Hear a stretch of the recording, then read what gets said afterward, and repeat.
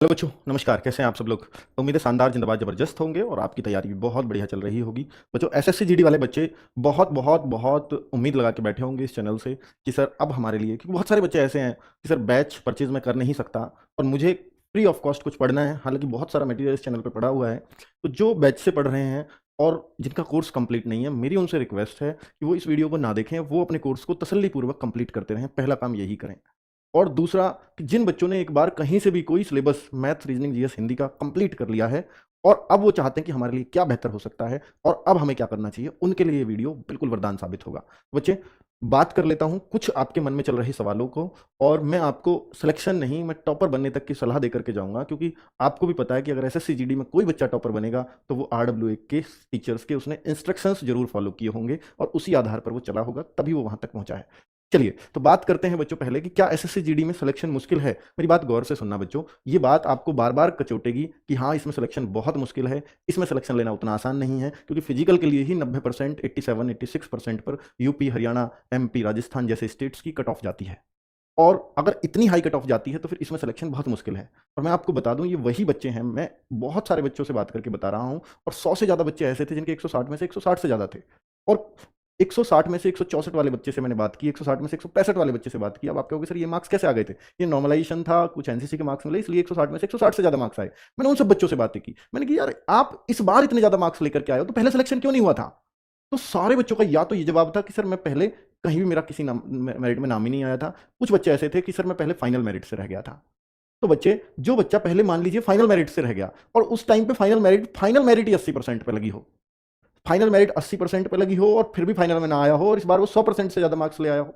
सोचिए, एक बच्चे जो 120 मार्क्स भी नहीं लेके आ रहा पहले, इस बार वो 160 से ज्यादा मार्क्स ले आया, तो कहीं ना कहीं या तो पेपर आसान रहा होगा या उस बच्चे ने बहुत मेहनत की होगी। दो ही बातें हो सकती हैं। तो मैं आपको बता दूं, तीसरी बात थी नेगेटिव मार्किंग। पेपर आसान था, ये बात बिल्कुल सही है, बच्चे ने लगातार मेहनत की, ये भी बात बिल्कुल सही है। और तीसरी सबसे जो जरूरी पॉइंट है कि इस बच्चे ने इस बार बेधड़क 180 के 80 प्रश्न सही, मतलब टिक करे, क्योंकि इसको पता था अगर नेगेटिव भी होगी तो 1/8 की, और 1/8 की नेगेटिव मार्किंग में मैं मानता हूं कि नहीं, आपको टिक कर देना चाहिए। ठीक है, और ये चीज आपको हमेशा फायदा करके जाएगी। बच्चे, तो एसएससी जीडी में सिलेक्शन लेना, अगर आप ये सोचोगे 80% और 90% पे सिलेक्शन होता है तो आपको हमेशा मुश्किल नजर आता रहेगा। आप ये देखो पेपर कैसा आता है, नेगेटिव मार्किंग क्या है, और क्या वो क्वेश्चंस करने लायक नहीं होते क्या? भाई एसएससी की आप जो जीडी में आता है, पिछली बार का मैथ्स उठाओ, रीजनिंग उठाओ, हिंदी उठाओ, ऐसे लगेगा कि इसमें कुछ है ही नहीं। पिछली बार बस एक काम इसने कर दिया कि यार जीएस थोड़ी सी टफ डालते थे, वो आसान डाल दी, इस वजह से वो कट ऑफ जो कम रहनी चाहिए थी वो हाई हो गई। ये एक कारण था और कोई दूसरा कारण था ही नहीं। और दूसरा बच्चे कि इन नंबरों में 87% अगर आपको दिख रहे हैं या 90% दिख रहे हैं तो क्या ये मार्क्स है बच्चों के? नहीं, 15-15, 10-10, 20-20 नंबर नॉर्मलाइजेशन के भी हैं इसमें, तो नॉर्मलाइजेशन भी तो वहां पहुंचा रहा है ना बच्चों को। तो ये एक सबसे बड़ा कारण है। तो आप ऐसा मत सोचो कि 87 या 90% पे जाएगी कट ऑफ, तो ऐसे कभी सिलेक्शन के लिए खुद को तैयार ही नहीं कर पाओगे। ठीक है, चलो एसएससी जीडी में बेहतर स्कोर कैसे करें? अगर आप देखिए ये टारगेटेड है कि मुझे इस बार एसएससी जीडी में सिलेक्शन जरूर लेना है, तो मैं आपको लिख के दे सकता हूं कि आपका हो जाएगा, बशर्ते कि आपने सिलेबस अच्छे से कंप्लीट कर लिया हो और आप प्रैक्टिस के लिए पूरी तरह से तैयार हो। तो आपका सिलेक्शन कोई नहीं रोक पाएगा, कोई भी नहीं, सिर्फ आप खुद रोक सकते हो और कोई उसको सिलेक्शन को रोक ही नहीं सकता। हाँ, ये मैं मानता हूं कि आप यूपी के बच्चे हो तो ये घबरा रहे होंगे, हरियाणा के बच्चे तो सर मेरे राज्य की कट ऑफ बहुत हाई जाएगी, पर आपके राज्य के बहुत अच्छे जो बच्चे हैं पढ़ने में, वो एसएससी जीडी का फॉर्म नहीं भरते, ये भी मान लो आप। ठीक है, तो जो बहुत अच्छे बच्चे हैं वो एसएससी जीडी का फॉर्म नहीं भरेंगे, इसलिए आपका हो जाएगा। और अगर आप पहले एसएससी जीडी वाले में, 2023 वाले में या 24 वाले में, सॉरी 25 की बात कर रहा हूं मैं, एसएससी जीडी 2024 जिसके आज से फिजिकल स्टार्ट हो रहे हैं, अगर आप उसमें किनारे पे रहे हो तो आप सोचो ना कि अगर आप उसमें किनारे पे रहे हो, कुछ बच्चे तो उसमें ओवरेज हो गए होंगे और एक बच्चे आप हो कि जो किनारे पे रह गए, तो भाई आप सबसे अनुभवी तो आप हो इस एग्जाम के लिए, सबसे होशियार तो आप होने चाहिए, उसके टॉपर तो आप होने चाहिए। मैंने यही बात इस बार नोट की, 160 में से 160 से ज्यादा मार्क्स थे तो हर बच्चे ने पहले एग्जाम जरूर दिया था एसएससी जीडी का, और हर बच्चा फाइनल मेरिट में रहा था या फिजिकल मेरिट में रहा था, ऐसे ही वो बच्चे थे। तो जब वो ऐसे बच्चे थे तो इसका मतलब ये है कि उन्होंने ये मान लिया कि यार, और यही कॉन्फिडेंस देगी ये बात कि अब जो मुझसे होशियार थे वो पिछली भर्ती में लग गए, अब जो बचे वही बचे जो फेल थे, उनमें तो मैं सबसे ऊपर हूं, तो मेरा नहीं होगा तो किसका होगा? ये सोच से अगर एग्जाम में बैठोगे तो निश्चित तौर पे सफल हो जाओगे। चलो, अब अगर देखें तो बेहतर स्कोर कैसे करें, तो बेहतर स्कोर के लिए मैं हमेशा बोलता हूं कि हर टॉपर के लिए आप किसी भी टॉपर से पूछ लेना जो एसएससी जीडी में टॉपर बना हो। वो ऐसा हो सकता है ये कहे कि सर मैंने इस बैच से नहीं, आपके पिछले बैच से पढ़ाई की थी। मैं भी यही बोलता हूं, एक बैच कंप्लीट कर लो, आपको बार बार बैच लेने की जरूरत नहीं है।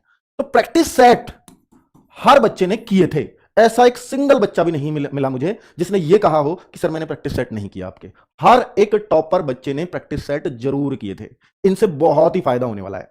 साथ में हर बच्चे ने बोला कि सर आपके फ्री में मॉक टेस्ट आते हैं, ये प्रैक्टिस सेट भी फ्री ही हैं यूट्यूब पर चलने वाले, मैं आज घोषणा करूंगा फ्री मॉक टेस्ट मैंने जरूर दिए थे। तीसरा बोलता है कि सर आपने जो मिनी मॉक टेस्ट लेते हो ना एग्जाम टाइम पे 1 महीने पहले, वो बहुत बेनिफिशियल होते हैं, उससे तो टाइम मैनेज हो जाता है, ये मैं तब भी लूंगा, ये मैं 1 दिसंबर से स्टार्ट करूंगा। लेकिन मॉक टेस्ट हर संडे चल रहे हैं। अभी भी मैं आपको बता दूं 40,000 वैकेंसी हैं और 1 दिन के अंदर इनको 50,000 बच्चा मॉक टेस्ट दे रहा है। तो बताइए ना, अभी तो मैंने बोला भी नहीं है कि आप मॉक टेस्ट दीजिए, तो ये वो बच्चा है जो ऑलरेडी तैयार समझे बैठा है अपने आप को, और आप ये सोचते हो कि मैं दूं या ना दूं, तो फिर नहीं होने का बच्चों, अगर आप ऐसे सोच करके दोगे तो मेरे भाई, अगर आप वास्तव में एसएससी जीडी क्लियर करना चाहते हो तो आप अपने आप को हर सप्ताह आंको। स्पेशली इन राज्यों के बच्चे जिनकी हाई कट ऑफ जाती है, जिनकी लो कट ऑफ जाती है, वो अभी कोर्स पूरा करें आराम से, कोई दिक्कत नहीं है, कोई जल्दबाजी नहीं है।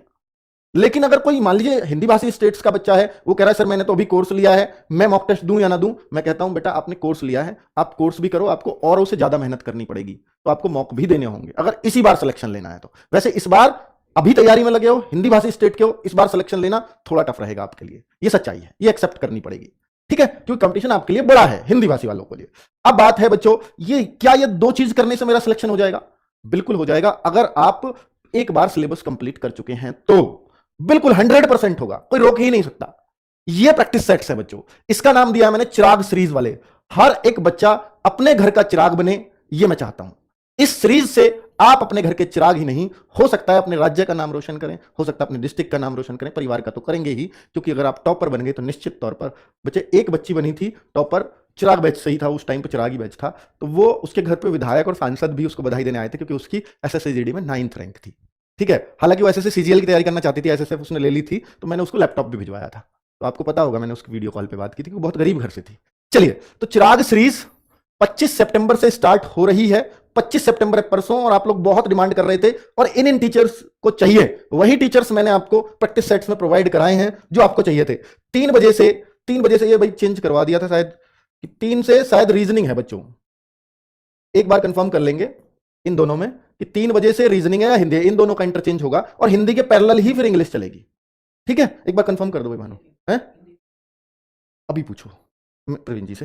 तो हिंदी और इंग्लिश पैरेलल चलेंगी, चाहे 3 बजे चले या 4 बजे चले, और रीजनिंग इस टाइम चलेगी, इन दोनों का इंटरचेंज होगा बस, ज्यादा से ज्यादा। जीएस 5 बजे चलेगी, मैथ्स 6 बजे चलेगा, और मैथ्स जो चलेगा वो 30 सितंबर से स्टार्ट होंगी इसकी क्लासेस। कब? मैथ्स की क्लासेस 30 सितंबर, बाकी क्लासेस 25 सितंबर से, ठीक है। दीपक सर 6 बजे से स्टार्ट करेंगे मैथ्स की क्लास, मंडे से, नेक्स्ट मंडे से। चलो, बाकी क्लियर समझ में बच्चों, ये टाइम टेबल नोट कर लीजिएगा, इन दोनों का मैं अभी क्लियर कर रहा हूं इसी वीडियो में, अभी कंफर्म हो जाएगा।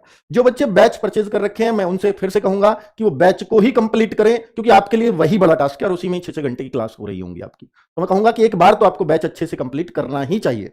ये कॉस्टिंग अगर कोई खरीदना चाहे तो भाई वो अभी भी इस, मतलब अब इसमें कूपन कोड नहीं है, ये इतने में ही आपको लेना पड़ेगा। तो इसमें आपकी क्लासेस चल रही हैं, फिर आपको, मुझे नहीं लगता कि अगर आप हिंदी भाषी अलग स्टेट से, हिंदी भाषी से अलग बैच कंप्लीट कर लिया तो आपको किसी और चीज की जरूरत नहीं है, आप सीधा मॉक टेस्ट देना जब आपका बैच कंप्लीट हो जाए, बैच टाइम से हो जाएगा, बिल्कुल टाइम से कंप्लीट हो जाएगा।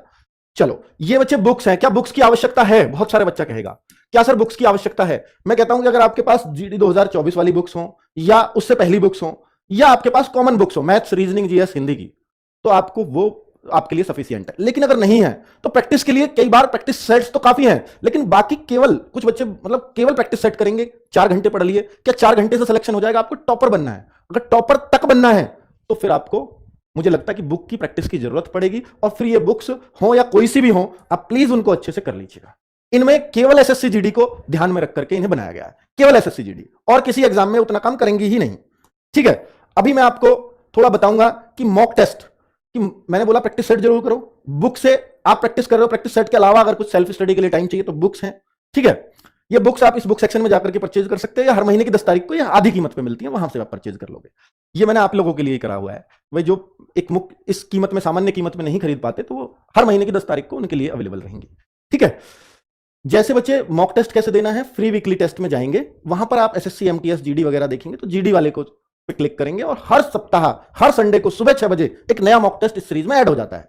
तो जैसे ही आपने जीडी पे क्लिक करेंगे, 22 सितंबर को, यानी संडे को ऐड हुआ, कल ही है, कल के ही मॉक टेस्ट में मैं दिखा रहा हूं कि 45,009 बच्चों ने अटेम्प्ट किया है, मतलब 47,000, सॉरी, ये आपकी रैंक आती है इधर, हमने अटेम्प्ट करके देखा कितने बच्चों ने दिया, तो ये ऐसे ही, तो इतनी रैंक है 9 नंबर पे, ठीक है, किसी ने बस जस्ट चेकिंग के लिए दिया है। तो 47,775 बच्चों ने टेस्ट दिया है। ये आपकी रैंक होती है कि कितने में से कितनी रैंक आपकी आई है।